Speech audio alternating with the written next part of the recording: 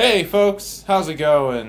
This is the official Hocus Poker trading card game YouTube channel. Hocus Poker being a homemade trading card game that I made. And welcome back. Oh my goodness, it's been about like 3 weeks since I've uploaded anything. Just because of various things going on in my life. It's like I've been busy. And also, it's like I have a really bad habit of losing track of time.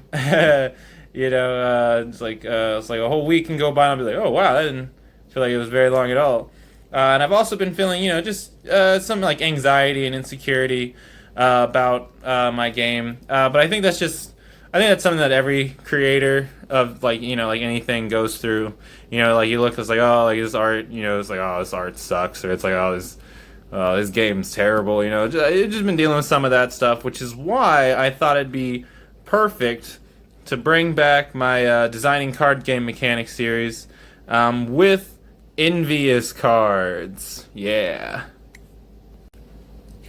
All right. So first thing first. All right. So like as with all the other sins, I picked a zodiac symbol that I then I changed up. I added some details to create like a good symbol for the sin that it represents. Like in that symbol is in the corner of all the cards. I took out like the little lines on the eyes for the cards just because it's a pretty small symbol. I didn't want to make it, I don't know, look crazier. I might throw them back in. I don't know.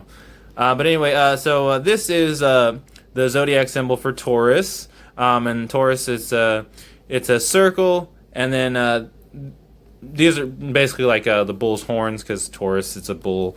But when I looked at it, I figured like, hey, that kind of looks like the eye of someone who might be frowning. So I figured, it's like envious, like it's like you're always looking at what other people are doing. You're always trying to see, it's like you're always comparing yourself to them. It's like you're looking at them, and there's some, I don't know if you know this, but in a couple cultures there's something called the evil eye. And basically it's a superstition that somebody could like place a like curse on you or something of that nature. Just like if they're envious enough of you, then they stare at you with like a lot of anger and jealousy, insecurity, all that stuff. And like it's like when you're really envious, like you might like wish harm upon somebody so that they stop being like so cool and awesome and stuff. Like you want to maybe like take something away from them. That is basically the evil eye. So it's like it made sense to have this be a malcontented eye, like an eye of someone that's frowning. And that's why I threw in these like little like blood lines here, just to show that this eye is like not happy with what it's looking at.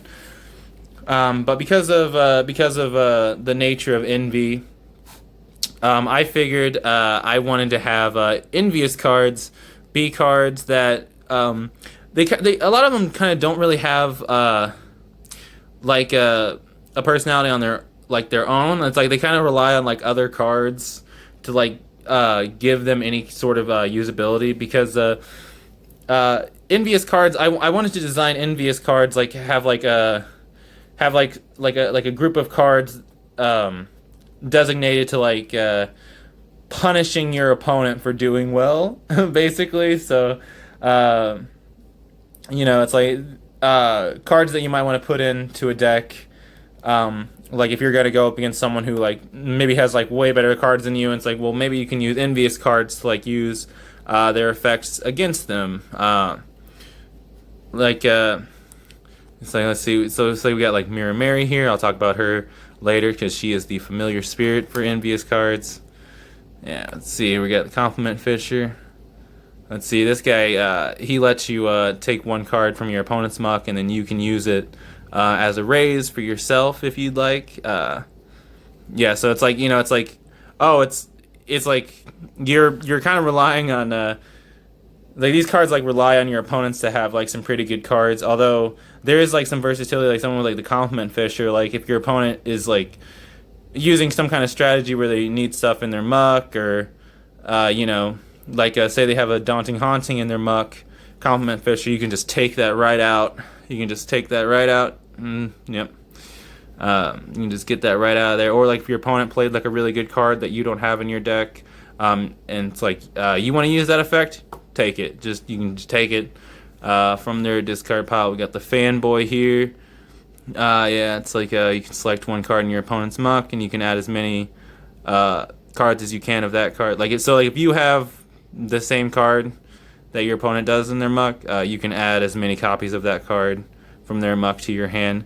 So like if your opponent's like playing like a staple, like a card that like every deck's gonna have pretty much, this card can get you max copies of that. Hey kitty, Daddy's making a video right now. Yeah, it's like I might adjust this card's effect because it just sounds like not very strong. But see, we got the Blunderbuss. Hey kitty. So here we got the Blunderbuster. He's a mischievous man who uses a blunderbuss. It's a type of gun that you can basically load, like pirates would use it. You can basically load like whatever you want into it, like nails and bullets and whatnot, and broken glass and whatever, and shoots it. But the Blunderbuster, this guy, he shoots blunders. Basically, if your opponent selects a card to target with an effect, you can change the selection. So it's like if your opponent say they want to bring a card back from their muck, and like they pick the card, then you can flip this and then change it to a different one that they have to then bring back. Just good interrupting a play, trying to use your opponent's cards against them. Just trying to sabotage your opponent's effects. That's kind of what Envious cards are about: sabotaging and stealing your opponent's benefits. Let's see, we got the Potpourri Paparazzo. It's like it's if your opponent plays a card, then you can remove. You can select that card, and then you can remove every other copy that your opponent has of that card in their deck, or not remove it, but you can muck it.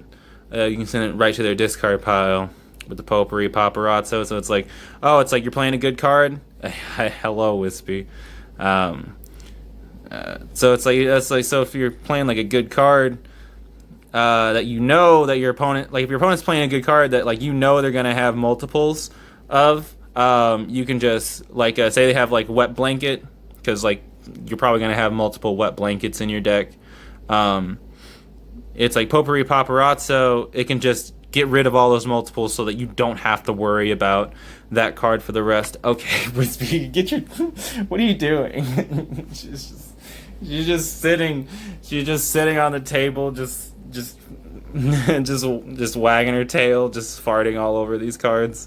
I worked so hard on these, and you're just farting on them, Wispy. What are you doing? Oh boy, so you got the Ugly Duckling. He's kind of got an effect that kind of doesn't really work with Envious. He mostly is in here for like lore reasons, I guess. The Ugly Duckling, it's like if you draw it, or if it gets added to your hand in any way, you can just throw one coin in the pot and then just draw another card. Yeah,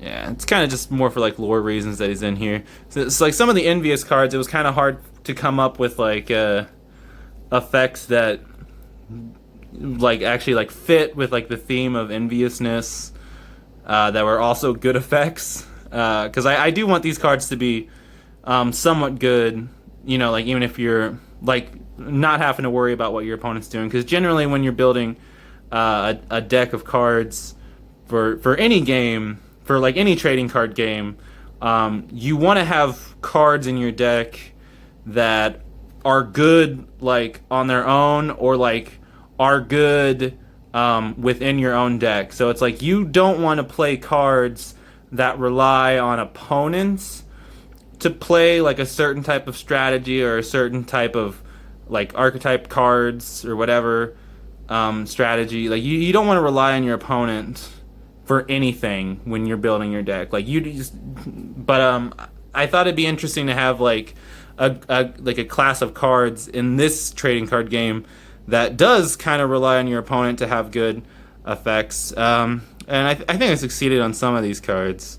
but some I'm a little iffy on. But here's the fake mustache, which was one of my favorite cards to draw because I think it's a fake mustache, and the fake mustache, if you'll notice, is actually wearing a fake mustache of his own. It's a lot of facial hair. But anyway, it's like if you flip a coin, if you call it right,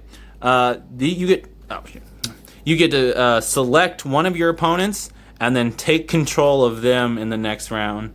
So like what that would mean is like you draw from, like, you take their hand, you draw a card from their deck, and it's like you also take your turn, but when it's time for their turn, you basically just play for them, which means you could just totally ruin their strategy. Like if you're playing against one other person, you could totally ruin them. If you're playing against 2 or 3 people, again, it's like you could totally ruin them if you get the fake mustache. And I think the fake mustache is pretty good for Envious, because that's what you're doing. It's like you're relying on your opponent being strong. Like, same with Vicarious. The Puppet Master, it's like you muck your summon that you have currently, which could be this card, and then you can replace it with an opponent's summon. So it's like, my summon won't win. It's like your summon's bigger than mine. Well, I'll just take yours then. All right, how's that sound? Sourpuss. It's like Sourpuss. This is a negating card. This would be slothful, except it has that extra stipulation of, like, if your opponent plays a copy of a card you have played this game, you negate its effect. So it's like if your opponent's your opponent's probably playing like several of the same cards you might be, because like there's only 77 cards as of right now. We're looking into making more right now, but let's see.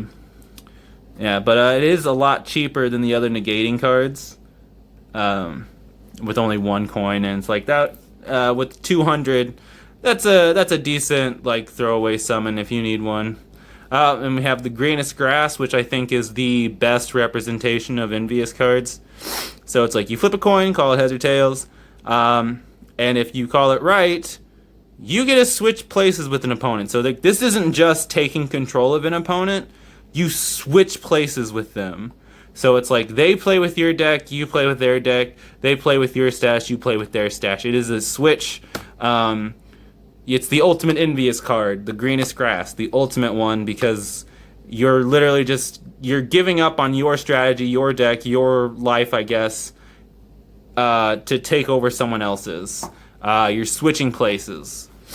So yeah, so it's like I thought of a really fun, like, kind of gimmicky deck with the greenest grass. It's like basically you just play a deck that's just garbage, a deck that's just terrible, that's just losing, like you lose all your advantage and whatnot, and then you flip this up, or you flip multiple copies of this up, and you figure out a way that you can get the coin flip to go off, and yeah, you just automatically take the winning position. Your opponent gets your cards, and they're like, wow, these cards suck. There's no synergy. There's no strategy within this deck. What do I do? And it's like, well, what do? You just lose, because, yeah, what are you supposed to do? What are you supposed to do? I just thought that'd be a really, well, what a cheesy way to win. And infuriating. Let's see, we got the Totemly Normal Stranger. One of my favorite artworks. It's 3 little fairies. It's a species of them. It's like they climb on top of each other because they're insecure. They're fearful, little timid creatures. So to look bigger, so that bigger creatures don't bother them, they'll stack on top of each other and get like a disguise so they look like a bigger creature. But this is the searcher for Envious cards. Yeah, made sense to me, because, like, you know, they're trying to get bigger. So it's like, yeah, get up here, get up here, someone else. Oh, another Normal Stranger, Paparazzo, Sourpuss. Let's see, and we're back at Mirror Mary. Awesome. Alright, so Mirror Mary is the familiar spirit for Envious cards, and not really much to say here, except she has a pretty easy effect to understand. So once per round, when an opponent raises, you can flip a coin, call it heads or tails, and if you call it right, this card also gains that card's effect. So Yeah, so it's like anytime your opponent raises, it's like if your opponent raises like a really good card, you have a chance to snag that effect, and since it's a familiar spirit, you have a chance to like snag an opponent's effect, use an opponent's effect, every single round, and yeah, I know it's only once per round, and it's on a coin flip, but it's like since the familiar spirit just stays out, and it's every round that you can do this. She could become a real problem for your opponent, or maybe not if you're just unlucky. But yeah, I figured, yeah, Mirror Mary, kind of like Bloody Mary. I actually this is some behind the scenes stuff. I actually based her design on 3 different characters. Well, the Mary part is from like the Bloody Mary thing, where it's like the Bloody Mary myth, where hello Wispy, the Bloody Mary myth, where like you say Bloody Mary 3 times into a mirror, she appears behind you in it, blah blah blah, all that. And I thought that was scary, but if anybody's a fan of Steven Universe, she's blue because of a character named Lapis Lazuli, who I like a lot. And Lapis was, when they first met her, she was imprisoned inside of a mirror, so it made sense to make her blue. And I'm also a huge fan of One Piece, as you might have been able to tell in some of the other cards that I've showed off. I'm a very big fan of the manga One Piece. It's great, and there's a character in it. Oh man, I actually can't think of her name right now. But she has the powers of mirrors. She can go in and out of them. There's like a whole mirror world, and she has mirror power. She can make reflections of you. It's a lot cooler than I'm making it sound. She can do a lot of stuff with it.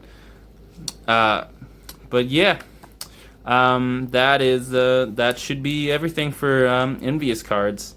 Anyway, let me know what you guys think, and have a good day.